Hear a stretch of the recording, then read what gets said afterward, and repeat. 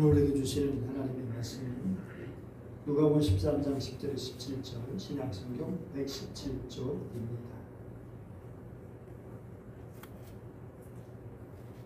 예수께서 안식일에 회당에서 가르치실 때에 18배 동안과 귀신들려 하며 고라도 예수께서 보시고 불러 이르시되 여자여 네가 내 병에서 놓여 따시고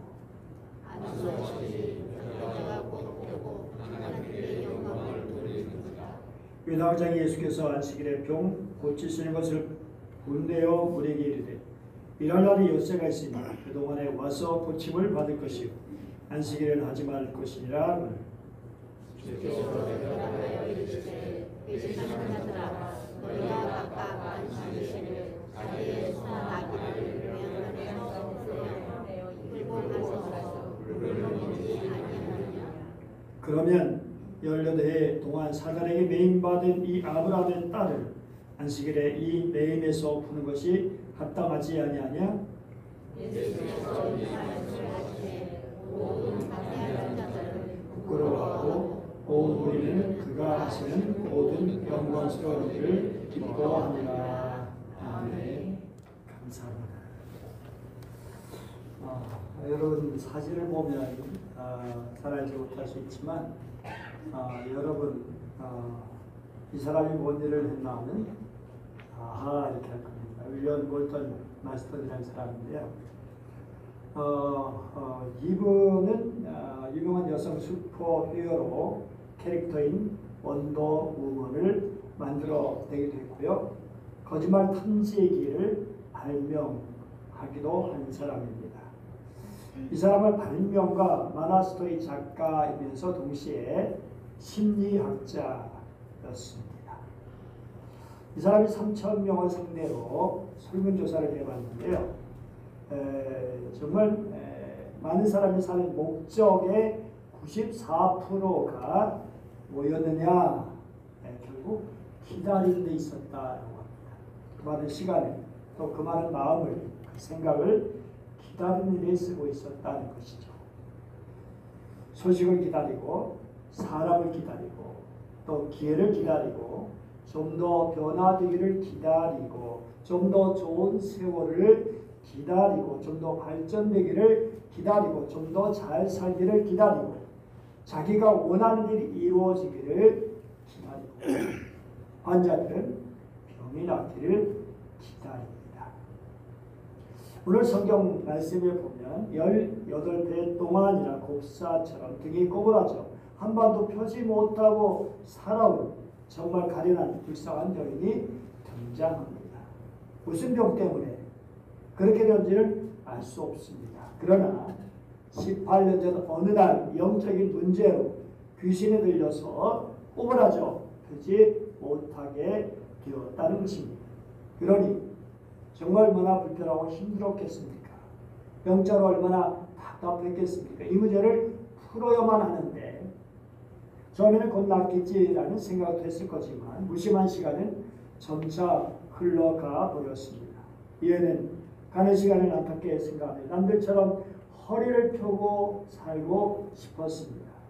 영적으로 건강하고 육신적으로 이거 말할 수 없이 정말 이렇게 자유롭게 살고 싶었던 것이죠. 그래서 누군가 고쳐주기를 간절히 바랬지만 세월이 흘러가면서 이제는 점점 그 희망조차도 희미해져가고 있었던 것입니다. 하지만 그럼에도 불구하고 이 여인은 안식일이면 빠짐없이 회당에 가서 예배를 드렸다라는 것입니다. 때로는 신기한 듯 자신을 바라보는 사람들이 그 눈빛이 창피하고 부끄럽기도 했지만 그래도 열심히 회당을 찾아서 예배를 드렸습니다. 하나님의 말씀을 들으면서 위로를 받고 살 용기를 얻었습니다. 그리고 자신의 몸과 마음을 고쳐주기를 간절히 기도했을 것입니다. 예수님이 회당을 찾으신 그날에도 그 여인은 회당에 있었습니다. 그런데 뜻밖에도 정말 한 젊은 선생님이 설교를 하는 것을 보게 되었습니다. 아마 예루살렘으로 올라가는 그 길, 이 말에 들렸다가 설교를 하시게 될 것 같습니다. 얘도 그분에 대해서 어느 정도 들었겠지만 그분이 어떤 분인지 잘 모르고 있었는데 뜻밖의 그분을 볼 수 있는 기회를 얻게 된 것입니다. 그분의 가르침은 너무나 놀라웠습니다. 죽은 설교가 아니라 생명력 있는 말씀에 그녀도 또 해당이 모여있는 사람도 놀라서 말씀에 도취해 있었습니다. 그런데 갑자기 선생님의 시선이 자기에게 머무는 것을 알게 되었습니다. 근데 어찌할지 몰랐겠죠. 말씀을 듣는 태도가 너무나 아름다워서 아름답게 보여서 그렇게 하셨는지 아니면 여인의 처지가 너무 안타까워서 그렇게 쳐다보셨는지 아무튼 주님의 눈길이 이 여인에게서 떠나지 않았습니다. 주님의 눈길은 여태껏 사람들이 자신을 바라보는 눈길과는 뭔가 달랐습니다.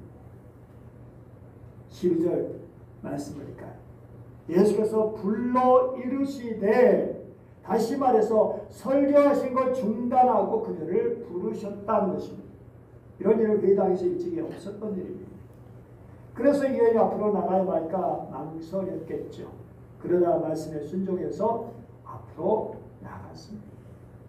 앞으로 나온 이 여인에게 그분은 놀랍게도 여인이여 그대는 그대의 병에서 노임을 받았다라고 말씀하신 겁니다.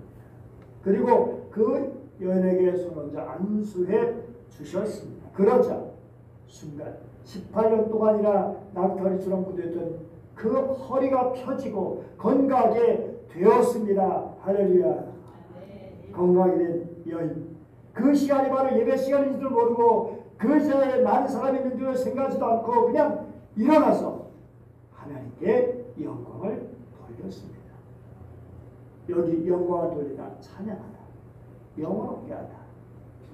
그러니까 이 여인은 소리치며 하나님을 찬양하며 하나님께 영광을 돌렸다라는 것입니다. 어쩌면 춤을 추었을지도 모르겠습니다. 돌연 화를 내는 사람이 있었습니다. 다름 아닌 그 회당 책임 맡은 회당장이라는 사람입니다. 큰 소리로 이 여인과 회당에 앉은 사람들 향해서 말합니다. 이래한 날이 열쇠가 있으니 그동안 어서 고침받을 것이요 안식일에는 말 것이니라. 아마 이 말은 예수님께 하고 싶었던 말일 거예요. 그런데 예수님께 감히 말할 수 없어가지고 이 여인과 회중을 향해서 퍼부었습니다. 이 말은 분명히 예수님과 고침을 받은 여인을 비난하는 말이었습니다. 아니 왜 일하는 열쇠나 있는데 왜 하필이면 오늘 안식일에 와서 병을 고치고 또 고침을 받는다고 해가지고 예배를 망치려냐 하는 것입니다. 또 다른 사람들이 예수님께 와서 병을 고쳐달라고 부탁한 일이 있을 걸 염려해서 미리 경고한 일이기도 할 것입니다. 마음대로 일하는 여수 있으니 그때 와서 고침받고 안식일을 거룩하게 지켜야 된다. 아주 정말 신앙이 좋은 것처럼 보여졌습니다. 외담장이 이렇게 말하자 거기에 동조하며 함께 있음을 반대하는 사람들이 생겨나게 되었습니다. 그렇다면 여러분이 바로 그 자리에 있었다면 여러분은 어떤 생각을 했겠습니까? 어떻게 반응했겠습니까? 주님께서 하신 일이 과연 분노를 자아낼 행동이었습니까? 그 여인이 춤추며 찬양한 것이 예배를 망가뜨렸다는 그런 생각이 드십니까? 이 이야기 예수님과 외당장 사이에 분명한 차이가 있다는 것을 보여주고 있습니다. 예수님은 안식일이었지만 그 예를 고쳐주실 것을 서슴지 않으셨습니다. 하지만 외당장은 달랐습니다.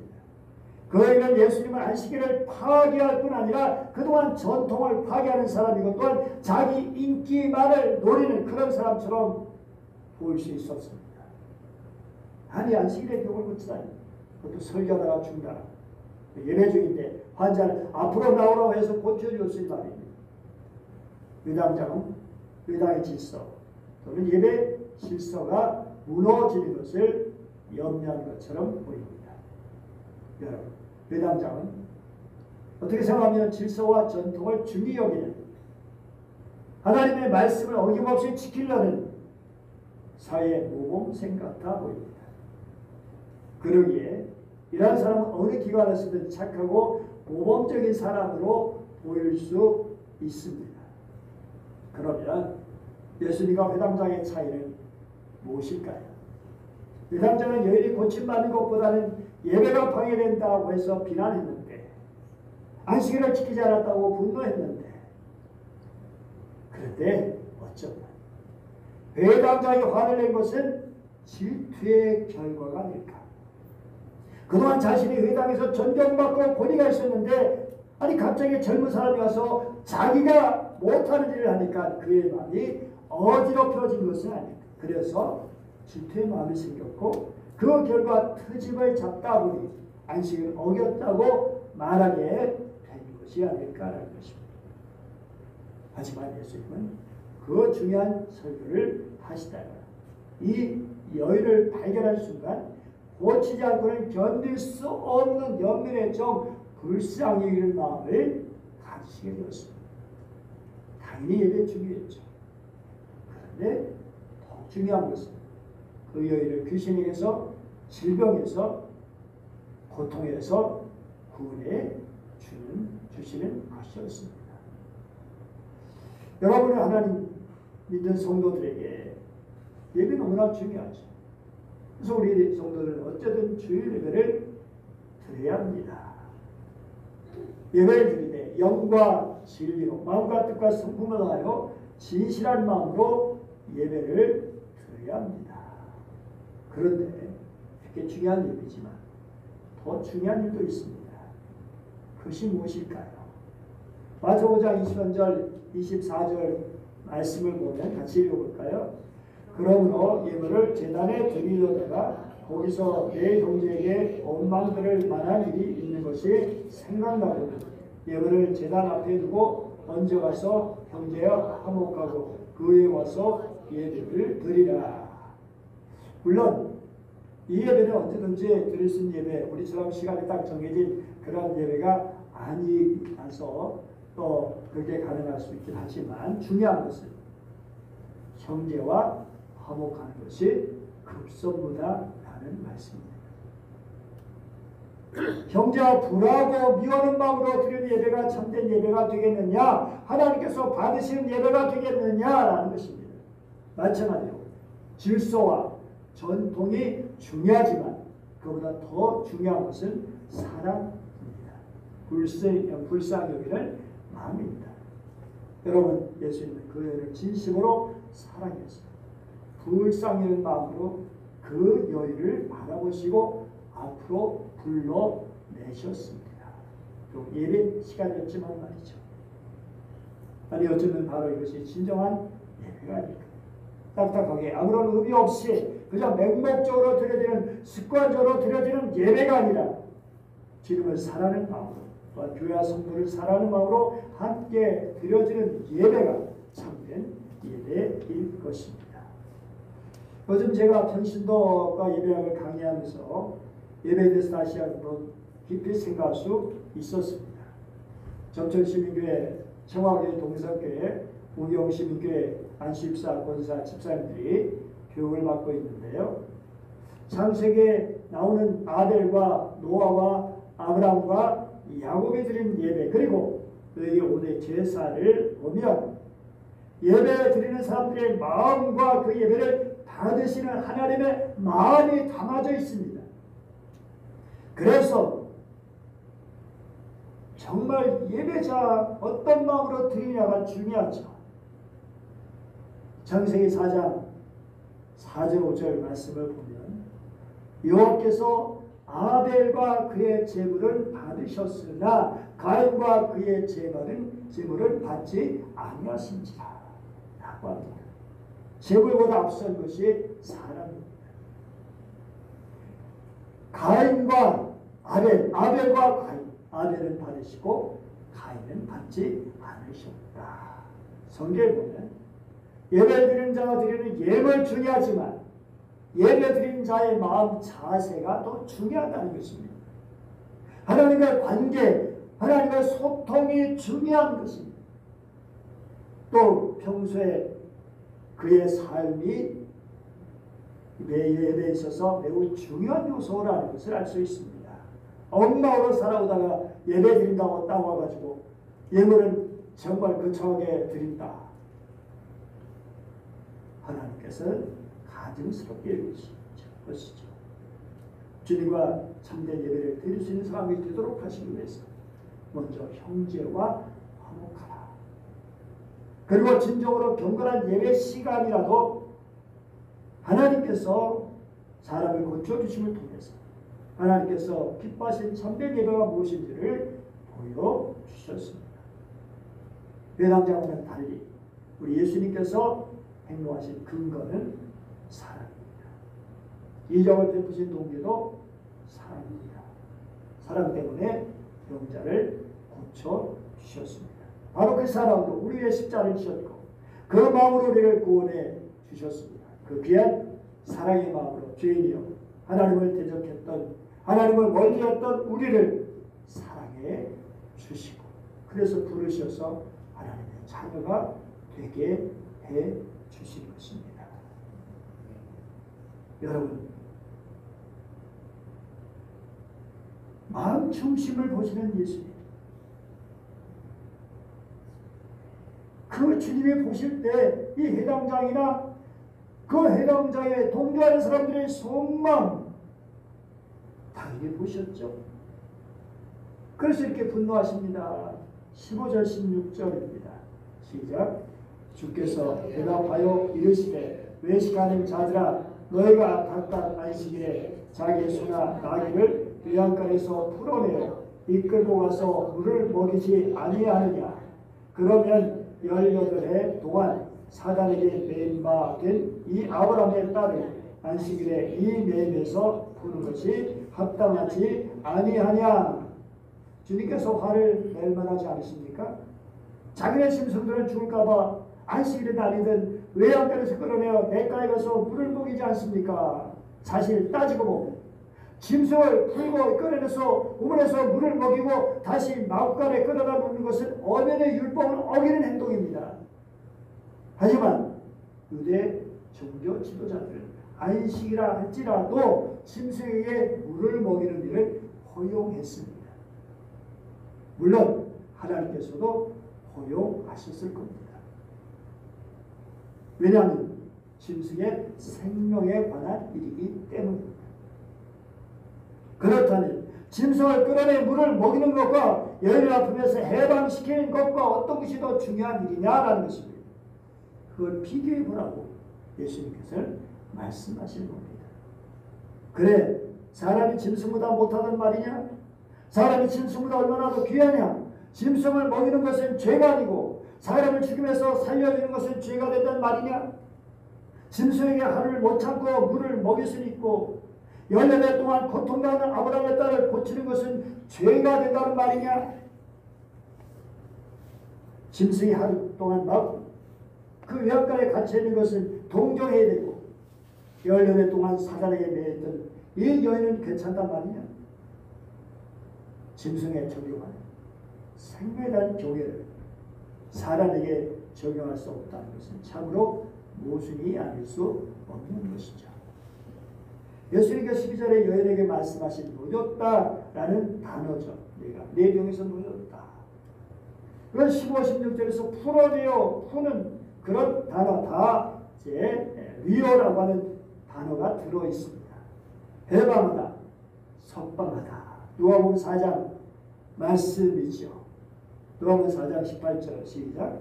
보는 자에게 자유를, 눈먼 자에게 다시 보게 함을 전파하며 눌린 자를 자유롭게 하고, 바로 이것이 해방시키는 것입니다. 바로 주님은 이러한 일을 행하고 계신 것입니다. 여러분 18해 동안 오바라지 허리를 조금도 펴지 못했습니다. 얼마나 불편했겠습니까? 더구나 사단에 매여서 그게 됐다고 합니다. 그러니 영적인, 육적인 고통이 어떠했겠습니까? 만약 주님께서 안식일 조문에 맨 분이시고 다른 사람 눈치나 보시는 분이었다면, 그래서 이 여인의 병을 고치지 않으셨다면 이 여인은 평생 사단 때문에 어리 한 번 펴지 못하고 그렇게 살다가 세상을 떠나고 말았을 겁니다. 하지만 우리 주님은 사람들의 방해와 반대가 있을 것을 너무나 잘 알고 계셨음에도 사람 때문에 환자를 고쳐주셨습니다. 그리고 주님의 계셨기에 이 고통에서 사단에게서 해방을 받게 된 것입니다. 할렐루야. 참으로 우리 주님께 감사하며 찬양을 돌려야 하지 않겠습니까? 사랑하는 우리 예수님은 어떤 분이십니까? 자유를 주시는 분이십니다. 해방을 주시는 분이십니다. 소망, 희망을 주시는 분이십니다. 빛 대신 분, 밝은 빛, 생명의 빛을 비춰주시는 분이십니다. 그리고 우리를 치료해 주시는 분이십니다. 성경은 수많은 사람들을 주님이 치료해 주셨습니다. 요한 4장 40절 보죠. 시작. 해질 무렵에 사람들이 온갖 병자를 데리고 나오되 예수께서 일일이 그 위에 손을 얹으사 고치시니.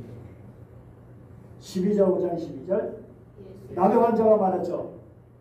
주여 원하시면 나를 깨끗하게 하실 수 있나이다. 그러니까 뭐라고 말씀하시죠? 13절 시작.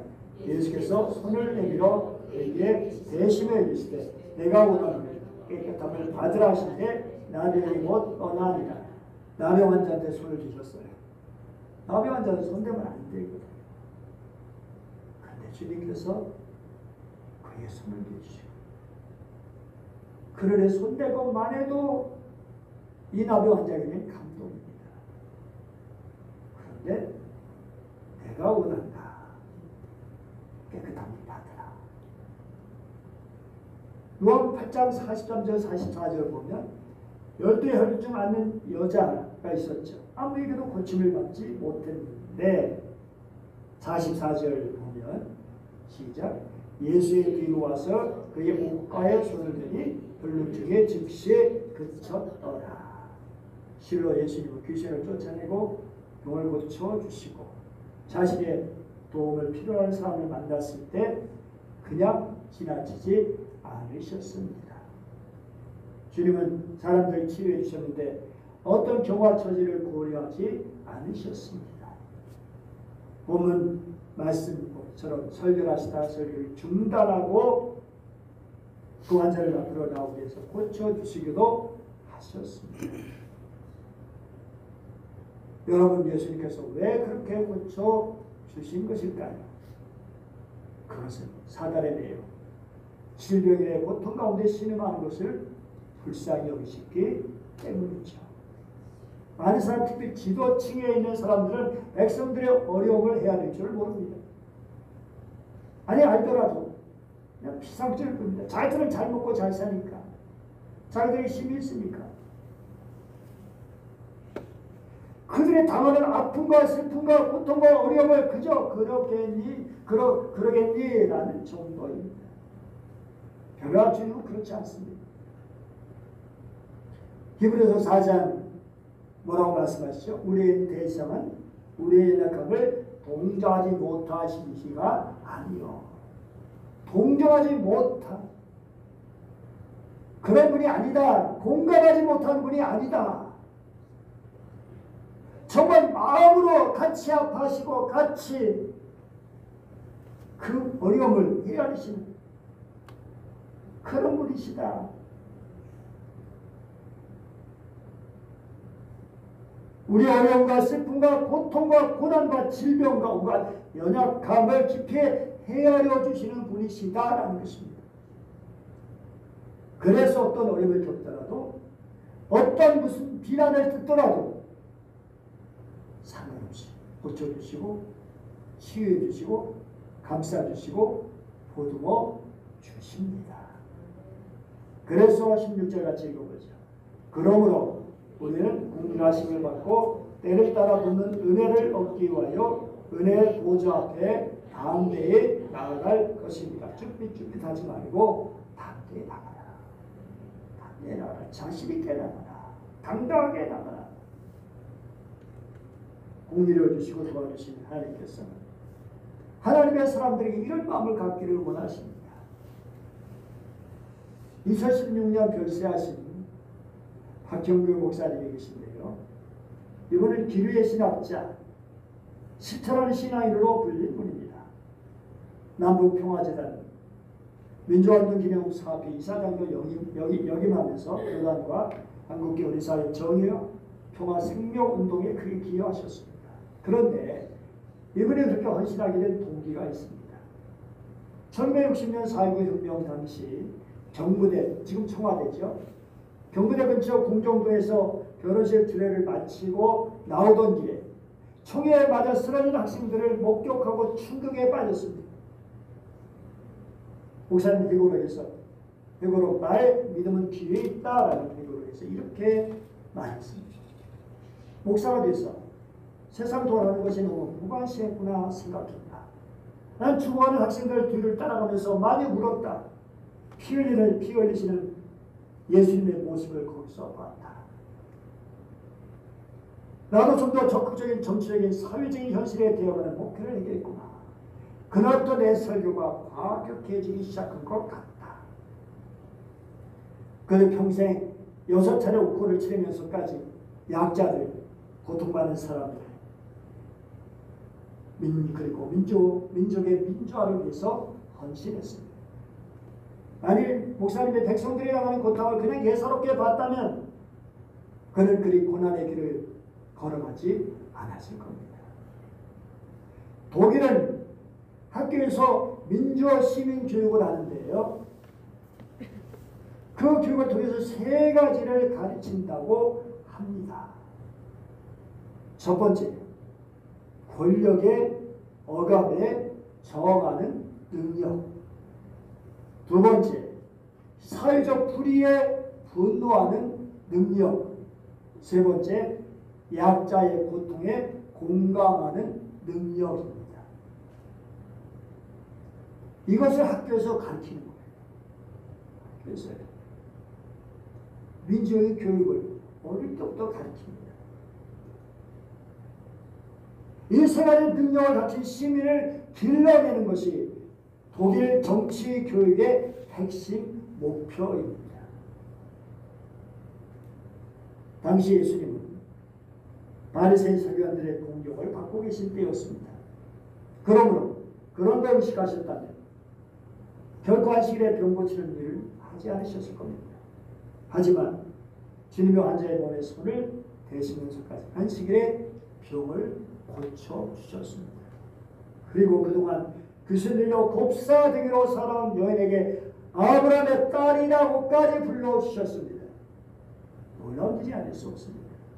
단지 몸만 고쳐주신 것이 아니라고요. 전인격적으로 구원해 주신 것이라고요.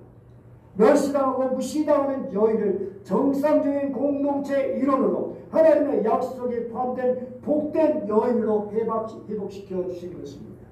너도 아브라함의 딸이야. 네, 여러분, 주님께서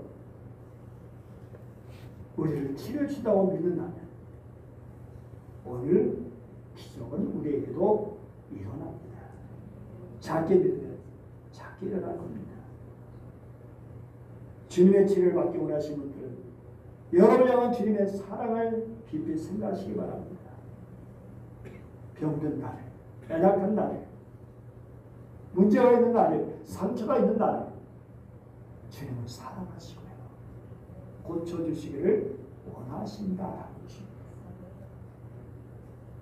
사랑의 주님께서 여러분 처지를, 한 사람 한 사람 여러분의 처지를 너무나 잘 아십니다. 여러분의 몸과 마음의 고통도 아십니다. 그리고 치유해 주시기를 원하십니다. 내가 원하노니 내 병에서 놓여 건강할지어다. 주님의 말씀입니다. 그러나 사랑의 주님을 바라보십시오.